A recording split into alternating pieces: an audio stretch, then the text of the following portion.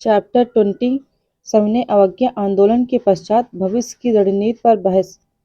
सविनय अवज्ञा आंदोलन की वापसी के उपरांत राष्ट्रवादियों के मध्य भविष्य की रणनीति के संबंध में द्विस्तरीय बहस प्रारंभ हुई। प्रथम, निकट भविष्य में राष्ट्रीय आंदोलन की रणनीति कैसी हो, तथा द्वितीय, भारत सरकार अधिनियम 1935 के स्वायत्तता संबंधी प्रावधानों के तहत होने वाले 1937 के आगामी प्रांतीय चुनाव में सत्ता में भागीदारी के प्रश्न पर किस रणनीति का अनुगमन किया जाए। प्रथम चरण की बहस। इस चरण में 3 अवधारणाएं सामने आई। इनमें से प्रथम 2 परंपरागत प्रतिक्रियावादी अवधारणाएं थी, जबकि तीसरी कांग्रेस में सशक्त वामपंथी विचारों का प्रतिनिधित्व कर रही थी। ये तीनों अवधारणाएं निम्नानुसार थी। पहली अवधारणा के अनुसार गांधीवाद की तर्ज पर रचनात्मक कार्य प्रारंभ किए जाएं। दूसरी अवधारणा के अनुसार एक बार पुनः संवैधानिक तौर तरीके से संघर्ष प्रारंभ करना चाहिए। इस मत के समर्थक केंद्रीय विधानसभा के लिए 1934 में होने वाले भावी चुनावों में भाग लेने का भी समर्थन कर रहे थे। इस मत के समर्थकों में आसफ अली सत्यमूर्ति, डॉक्टर M.A. अंसारी, भूलाबाई देसाई तथा B.C. राय प्रमुख थे। इन सभी का मत था कि राजनीतिक निराशा के इस दौर में, जबकि कांग्रेस जन आंदोलन जारी रखने की अवस्था में नहीं है, उसे चुनावों में भाग लेकर विधानमंडल में प्रवेश करना चाहिए तथा राजनीतिक संघर्ष जारी रखना चाहिए, जिससे जनता का मनोबल गिरने न पाए। चुनाव में भाग लेने का तात्पर्य यह नहीं है कि वे केवल संवैधानिक राजनीतिक संघर्ष के माध्यम से स्वतंत्रता प्राप्त में विश्वास रखते हैं। उनका तात्पर्य एक अन्य राजनीतिक मोर्चे का प्रारंभ करना है। इस नए राजनीतिक मोर्चे से कांग्रेस मजबूत होगी, जनता में उनका प्रभाव बढ़ेगा तथा जनता अगले दौर के आंदोलन के लिए तैयार हो जाएगी। विधानमंडल में कांग्रेस की उपस्थिति उसे नए राजनीतिक संघर्ष के लिए उपयुक्त मंच प्रदान करेगी। तीसरी अवधारणा के समर्थक कांग्रेस का सशक्त वामपंथी विचारों का समर्थक दल कर रहा था, जिसका नेतृत्व नेहरू के हाथों में था। यह गुट सविनय अवज्ञा आंदोलन को वापस लेकर उसके स्थान पर रचनात्मक कार्य प्रारंभ करने तथा विधानमंडल में भागीदारी दोनों मतों का विरोधी था। इनका मत था कि ये दोनों तरीके जन आंदोलन को उनके पथ से विमुख कर देंगे तथा उपनिवेशी शासन के विरुद्ध संघर्ष के मुख्य मुद्दे से जनता का ध्यान दूसरी ओर मोड़ देंगे। ये जन आंदोलन को जारी रखने के पक्षधर थे। इनका मानना था कि आर्थिक संकट का यह दौर क्रांतिकारी आंदोलन का उचित समय है तथा जनता संघर्ष के लिए पूरी तरह तैयार है। नेहरू के विचार। नेहरू ने कहा कि इस समय न केवल भारतीय जनता अपितु पूरे विश्व की जनता का मुख्य लक्ष्य पूंजीवाद का समूल उन्मूलन तथा समाजवाद की स्थापना करना है। नेहरू के विचार से सविनय अवज्ञा आंदोलन को वापस लेना, रचनात्मक कार्य प्रारंभ करना तथा संसद में भागीदारी करना एक प्रकार की आध्यात्मिक पराजय, आदर्शों का समर्पण तथा क्रांतिकारी पथ का परित्याग कर सुधारवादी पथ को अपनाने जैसा था। उन्होंने सुझाव दिया कि समाज के वर्गीय चरित्र की वास्तविकता और वर्ग संघर्ष की महत्ता को स्वीकार करते हुए समाज के स्वार्थपरक तत्वों को जनसाधारण के हितों की ओर मोड़ा जाना चाहिए। जमींदारों तथा पूंजीपतियों के विरुद्ध मजदूरों तथा किसानों के संघर्ष तथा उनकी मांगों का समर्थन किया जाना चाहिए। उन्होंने तर्क दिया कि मजदूरों और किसानों को वर्गीय आधार पर संगठित किया जाए, जिससे कांग्रेस इन संगठनों की गतिविधियों एवं नीतियों को निर्देशित कर सके। नेहरू का मानना था कि वर्ग संघर्ष के अभाव में वास्तविक साम्राज्यवाद विरोधी आंदोलन नहीं चलाया जा सकता। नेहरू द्वारा संघर्ष विराम संघर्ष की रणनीति का विरोध। गांधी जी के नेतृत्व में कांग्रेस के एक बड़े तबके का मानना था कि साम्राज्यवादी शासन के विरुद्ध पहले संवैधानिक तरीके से जबरदस्त संघर्ष प्रारंभ करके आंदोलन अचानक वापस ले लिया जाए, फिर सरकार के सुधारवादी कदमों को समझौता का पुनः समय आने पर संघर्ष प्रारंभ किया जाए, क्योंकि पहले तीव्र संघर्ष के पश्चात संघर्ष का सुप्तावस्था में आने पर जनसामान्य को अपना सामर्थ्य बढ़ाने का मौका मिलेगा तथा सरकार को राष्ट्रवादी मांगों का प्रत्युत्तर देने का अवसर दिया जा सकता है। जनसामान्य में अनिश्चितकालीन बलिदान की रणनीति नहीं अपनानी चाहिए, लेकिन यदि सरकार ने राष्ट्रवादी मांगों के संबंध में कोई सकारात्मक जवाब नहीं दिया तो जनसाधारण को पूरे सामर्थ्य से पुनः संघर्ष प्रारंभ कर देना चाहिए। इसे ही संघर्ष विराम संघर्ष की रणनीति कहा गया। नेहरू संघर्ष विराम संघर्ष की इस रणनीति से असहमत थे। उन्होंने तर्क दिया कि लाहौर अधिवेशन में पूर्ण स्वराज के कार्यक्रम को तय किए जाने के पश्चात भारतीय राष्ट्रीय आंदोलन उस अवस्था में पहुंचा गया है जहां हमें औपनिवेशिक सत्ता से तब तक संघर्ष करते रहना होगा जब तक कि हम उसे पूर्णरूपेण उखाड़ फेंकने में सफल न हो जाएं। उन्होंने इस बात पर भी बल दिया कि कांग्रेस को निरंतर संघर्ष की नीति का पालन करना चाहिए तथा उसे साम्राज्यवादी सरकार से सहयोग एवं समझौते के जाल में नहीं फंसना चाहिए। उन्होंने कांग्रेस को चिताया कि अत्यंत शक्तिशाली औपनिवेशिक सत्ता को 2 आने और 4 आने की ताकत द्वारा पराजित नहीं किया जा सकता, अपितु उसके लिए सतत संघर्ष अपरिहार्य है। उन्होंने संघर्ष विराम संघर्ष की रणनीति का विरोध करते हुए उसके स्थान पर संघर्ष विजय की रणनीति का प्रतिपादन किया। सत्ता में भागीदारी पर सहमत। इस समय एक ओर भारतीय राष्ट्रवादी जहां असमंजस की स्थिति में थे, वहीं दूसरी ओर ब्रिटिश हुकूमत यह मानकर चल रही थी कि कांग्रेस में सूरत विभाजन की तरह शीघ्र ही एक और विभाजन होना लगभग तय है। किंतु इस अवसर पर गांधी जी ने दूरदर्शितापूर्ण नीति अपनाकर कांग्रेस को विभाजित होने से बचा लिया, यह जानते हुए भी कि स्वतंत्रता प्राप्त करने का सबसे प्रमुख और एकमात्र तरीका सत्याग्रह ही है। उन्होंने काउंसिलों में भागीदारों के समर्थकों की मांगे स्वीकार कर ली। उन्होंने कहा कि संसदीय राजनीति से स्वतंत्रता हासिल नहीं की जा सकती, किंतु वे सभी कांग्रेस जन जो न तो स्वयं को रचनात्मक कार्यों में लगा सकते हैं और न ही सत्याग्रह में भाग ले सकते हैं, सभी संसदीय राजनीति के माध्यम से स्वयं को सक्रिय बनाए रख सकते हैं, बशर्ते कि वे संविधानवादी या सुविधावादी न बन जाएं। साथ ही गांधी जी ने वामपंथियों को आश्वस्त करते हुए यह भी कहा कि सविनय अवज्ञा आंदोलन को वापस लेना आवश्यक एवं तत्कालीन राजनीतिक परिस्थितियों में उचित कदम था, लेकिन इसका तात्पर्य राजनीतिक अवसरवादिता के सम्मुख समर्पण या साम्राज्यवाद से समझौता नहीं है। मई 1934 में अखिल भारतीय कांग्रेस कमेटी का अधिवेशन पटना में हुआ, जहां चुनाव में भाग लेने के लिए एक संसदीय बोर्ड का गठन किया गया। गांधी जी ने महसूस किया कि कांग्रेस में उभर रही सबसे सशक्त धारा से वे कट से गए हैं। वे जानते थे कि बुद्धिजीवी वर्ग का एक बड़ा तबका संसदीय राजनीति के पक्ष में है, जबकि वे मौलिक तौर पर संसदीय राजनीति के विरोधी थे। बुद्धिजीवी वर्ग का दूसरा खेमा गांधी जी के रचनात्मक कार्य यथा चरखा कातने इत्यादि से असहमत था, जिसे गांधी जी राष्ट्र की दूसरी जीवन रेखा second line of the nation कहते थे। जवाहरलाल नेहरू के नेतृत्व में समाजवादी गुट भी गांधी जी की नीतियों के असहमत था। इसी कारण 1934 में गांधी जी ने कांग्रेस से इस्तीफा दे दिया और कहा कि वे कांग्रेस एवं उसमें उभरती हुई विचारधारा पर नैतिक दबाव डालकर उसे रोकना नहीं चाहते, क्योंकि यह उनके अहिंसा के सिद्धांत के विपरीत है। नेहरू और समाजवादियों ने भी राष्ट्रीय हित को सर्वोपरि रखा। कांग्रेस के विरोधियों का मत था कि नेहरू एवं समाजवादियों द्वारा कांग्रेस में किए जा रहे मौलिक परिवर्तनों से कांग्रेस विभाजित हो जाएगी, किंतु ऐसा नहीं हुआ। नेहरू एवं समाजवादियों ने इस खतरे को भांप कर अपनी प्राथमिकताएं तय कर ली। उनका मत था कि सामाजिक आर्थिक परिवर्तन की प्रक्रिया प्रारंभ करने से पहले उपनिवेशी शासन को समाप्त करना आवश्यक है तथा साम्राज्यवाद विरोधी संघर्ष में कांग्रेस का सहयोग करना भी आवश्यक है, क्योंकि कांग्रेस ही भारतीयों का एकमात्र प्रमुख संगठन है। नेहरू एवं समाजवादियों का तर्क था कि वैचारिक या राजनीतिक शुद्धिकरण के नाम पर कांग्रेस से त्यागपत्र देने या उससे नाता तोड़ने की बजाय कांग्रेस में रहकर उसे जुझारू चरित्र प्रदान करना कहीं ज्यादा आवश्यक है। दक्षिणपंथियों ने भी इस मामले पर सही रणनीति अपनाई। नवंबर 1934 में केंद्रीय विधानसभा के लिए हुए चुनाव में कांग्रेस ने प्रशंसनीय प्रदर्शन करते हुए भारतीयों के लिए आरक्षित 75 सीटों में से 45 सीटें जीत लीं। भारत सरकार अधिनियम 1935, सविनय अवज्ञा आंदोलन तथा अन्य परिस्थितियां। यद्यपि सरकार 1932-33 के राष्ट्रीय आंदोलन को दमन का सहारा लेकर दबाने में सफल रही, तथापि उसे यह एहसास हो गया कि दमन की नीति द्वारा राष्ट्रवादी भावनाओं को ज्यादा दिनों तक दबाया नहीं जा सकता। इसलिए वह आगामी समय में किसी आंदोलन के जन्म लेने की संभावना को खत्म करने के लिए राष्ट्रीय आंदोलन को स्थायी रूप से दुर्बल करने पर विचार करने लगी।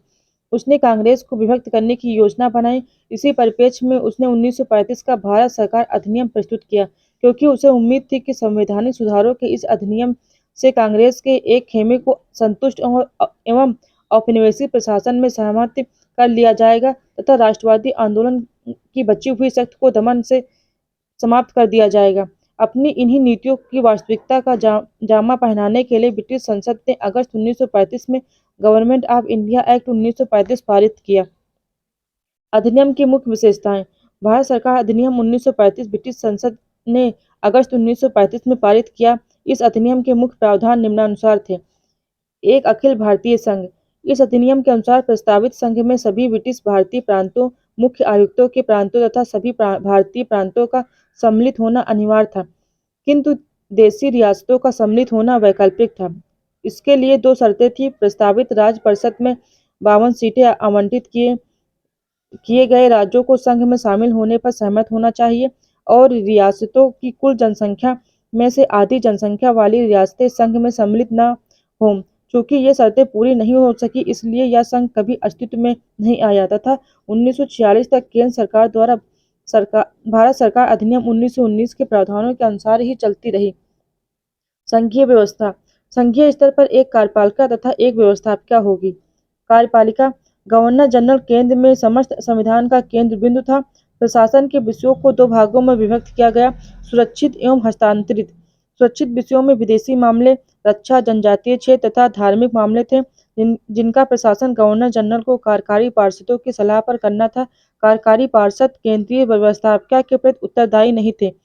हस्तांतरित विषयों में वे सभी अन्य विषय सम्मिलित थे जो सुरक्षित विषयों में सम्मिलित नहीं थे। इन विषयों का प्रशासन गवर्नर जनरल को उन मंत्रियों को सलाह से करना था जिनका निर्वाचन व्यवस्थापिका द्वारा किया गया था। ये मंत्री केंद्रीय व्यवस्थापिका के प्रति उत्तरदायी थे तथा अविश्वास प्रस्ताव पारित होने पर उनके लिए त्यागपत्र देना अनिवार्य था। देश की वित्तीय स्थिरता, भारतीय साख की रक्षा, भारत या उसके किसी भाग में शांति की रक्षा, अल्पसंख्यकों, सरकारी सेवकों तथा उनके आश्रितों की रक्षा, अंग्रेजी तथा बर्मी माल के विरुद्ध किसी भेदभाव से उसकी रक्षा, भारतीय राजाओं के हितों तथा सम्मान की रक्षा तथा अपनी निजी विवेकाधीन शक्तियों की रक्षा इत्यादि के संबंध में गवर्नर जनरल को व्यक्तिगत निर्णय लेने का अधिकार था। व्यवस्थापिका। संघीय विधानमंडल व्यवस्थापिका द्विसदनीय होना था, जिसमें राज्य परिषद, उच्च सदन तथा संघीय सभा, निम्न सदन थी। राज्य परिषद एक स्थायी सदन था जिसके 1/3 सदस्य प्रत्येक 3 वर्ष के पश्चात चुने जाते थे। उनकी अधिकतम सदस्य संख्या 260 होनी थी, जिसमें से 156 प्रांतों के चुने हुए प्रतिनिधि और अधिकतम 104 रियासतों के प्रतिनिधि होने थे, जिन्हें संबद्ध राजाओं द्वारा मनोनीत किया जाना था। संघीय सभा का कार्यकाल 5 वर्ष होना था। इसके सदस्यों में से 250 प्रांतों के और अधिकाधिक 125 सदस्य रियासतों के होने थे। रियासतों के सदस्य संबद्ध राजाओं द्वारा मनोनीत किए जाने थे, जबकि ब्रिटिश प्रांतों के सदस्य प्रांतीय विधान परिषदों द्वारा चुने जाने थे। यह एक अत्यंत विचित्र व्यवस्था थी तथा साधारण प्रचलन के विपरीत थी। जैसा कि उच्च सदन के सदस्यों का चुनाव सीधे मतदाताओं द्वारा तथा निम्न सदन, जो ज्यादा महत्वपूर्ण था, के सदस्यों का चुनाव अप्रत्यक्ष तरीके से किया जाना था, इसी प्रकार राजाओं को उच्च सदन के 40% तथा निम्न सदन के 33% सदस्य मनोनीत करने थे। समस्त विषयों का बंटवारा 3 सूचियों में किया गया: केंद्रीय सूची, राज्य सूची तथा समवर्ती सूची। संघीय सभा के सदस्य मंत्रियों के विरुद्ध अविश्वास प्रस्ताव ला सकते थे, किंतु राज्य परिषद में अविश्वास प्रस्ताव नहीं लाया जा सकता था। धर्म आधारित एवं जात आधारित निर्वाचन व्यवस्था को आगे भी जारी रखने की व्यवस्था की गई। संघीय बजट का 80% भाग ऐसा था जिस पर विधानमंडल मताधिकार का प्रयोग नहीं कर सकता था। गवर्नर जनरल के पास अवशिष्ट शक्तियां थी। वह अनुदान मांगों में कटौती कर सकता था, विधान परिषद द्वारा अस्वीकार किए गए विधेयक का अनुमोदन कर सकता था, अध्यादेश जारी कर सकता था, किसी विधेयक के संबंध में अपने निषेधाधिकार अर्थात वीटो का प्रयोग कर सकता था और दोनों सदनों का संयुक्त अधिवेशन बुला सकता था। प्रांतीय स्वायत्तता। इस प्रावधान के तहत प्रांतों की स्वायत्तता एवं पहचान पर ध्यान दिया गया। प्रांतों को स्वायत्तता प्रदान की गई। प्रांतों को स्वायत्तता एवं पृथक विधिक पहचान बनाने का अधिकार दिया गया। प्रांतों को भारत सचिव एवं गवर्नर जनरल के आला कमान वाले आदेशों से मुक्त कर दिया गया। इस प्रकार अब वे प्रत्यक्ष और सीधे तौर पर महामहिम सम्राट के अधीन आ गए। प्रांतों को स्वतंत्र आर्थिक शक्तियां एवं संसाधन दिए गए। प्रांतीय सरकारें स्वयं की साख पर ऋण ले सकती थी। कार्यपालिका।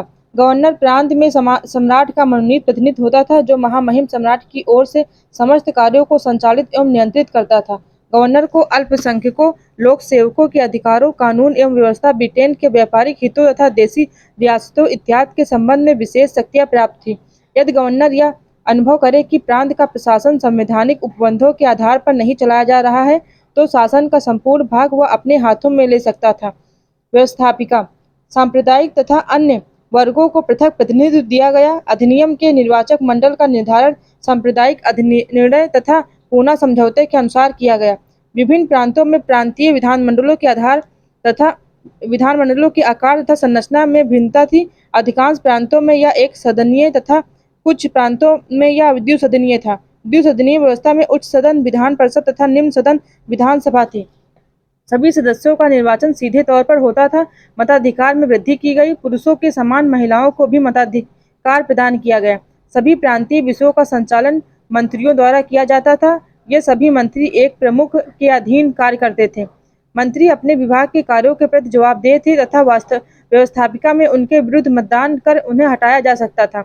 बजट के 40% हिस्से को लेकर मतदान नहीं किया जा सकता था। गवर्नर विधेयक लौटा सकता था, अध्यादेश प्रख्यापित कर सकता था और गवर्नर के कार्यों का क्रियान्वयन करा सकता था।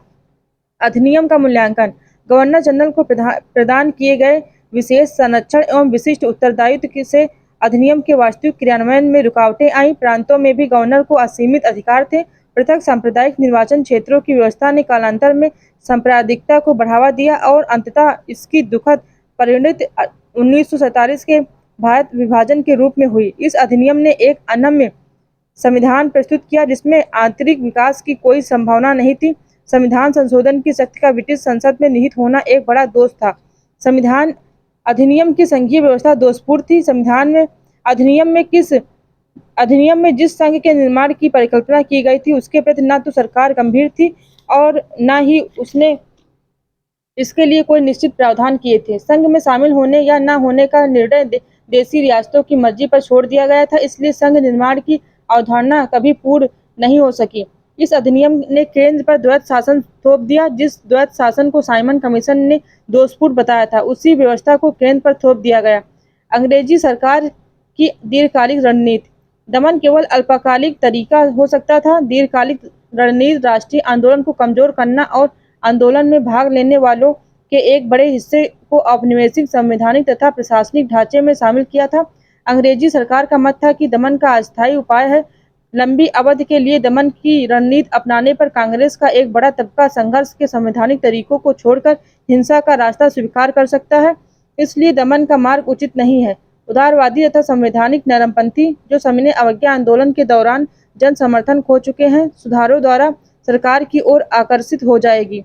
संवैधानिक तथा अन्य रियासतों द्वारा संवैधानिक संघर्ष में आस्था रखने वाले लोगों को सरकार के प्रति निष्ठावान बनाया जा सकेगा और जन आंदोलन की मुख्य धारा से पृथक किया जा सकेगा।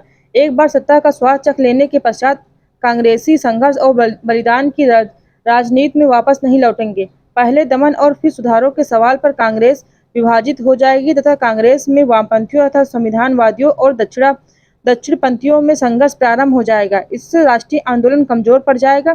तदुपरांत उदारवादियों को सुधारों से लुभाकर सरकार अपनी ओर कर लेगी तथा वामपंथियों को दमन से कुचल दिया जाएगा। प्रांतीय स्वायत्तता लागू होने से सशक्त प्रांतीय नेताओं का उदय होगा तथा धीरे धीरे प्रांत राजनीतिक शक्ति के स्वायत्त केंद्र बन जाएंगे। इससे कांग्रेस प्रांतीय स्तर पर सिमटकर रह जाएगी तथा उसका केंद्रीय नेतृत्व महत्वहीन तथा उपेक्षित हो जाएगा। राष्ट्रवादियों की प्रतिक्रिया 1935 के अधिनियम का सभी भारतीयों ने विरोध किया तथा कांग्रेस ने इसे एक स्वर से नामंजूर कर दिया। इन विचारों के स्थान पर कांग्रेस ने स्वतंत्र भारत के लिए एक नया संविधान बनाए जाने की मांग की। उसने मांग की कि अतिशीघ्र एक संविधान सभा का गठन किया जाए तथा इसके सदस्यों का निर्वाचन वयस्क मताधिकार के आधार पर हो। द्वितीय चरण की रणनीति पर बहस 1937 के प्रारंभ में प्रांतीय विधान सभाओं हेतु चुनाव कराने की घोषणा कर दी गई तथा इसी के साथ ही सत्ता में भागीदारी के प्रश्न पर द्वितीय चरण की रणनीति पर बहस प्रारंभ हो गई।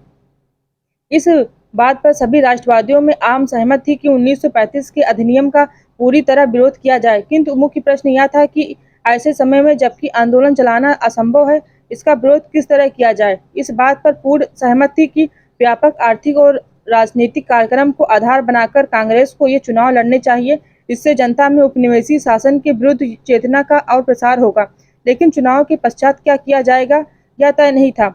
यदि चुनाव में कांग्रेसियों को प्रांतों में बहुमत मिला तो उसे सरकार बनानी चाहिए या नहीं, इस मुद्दे को लेकर राष्ट्रवादियों के मध्य स्पष्ट मतभेद थे। इस मुद्दे पर बहस ने एक बार पुनः वामपंथियों एवं दक्षिणपंथियों के मध्य उग्र रूप धारण कर लिया। मत भिन्नता। जवाहरलाल नेहरू, सुभाष चंद्र बोस कांग्रेस, समाजवादी एवं साम्यवादी सत्ता में भागीदारी के खिलाफ थे तथा 1935 के अधिनियम का विरोध किए जाने के पक्ष में थे। उन्होंने तर्क दिया कि सत्ता में भागीदारी करने का अर्थ 1935 के अधिनियम को स्वीकार करना तथा राष्ट्रवादियों द्वारा स्वयं को दोषी ठहराना होगा। इसका तात्पर्य बिना अधिकार के उत्तरदायित्व स्वीकार करना होगा।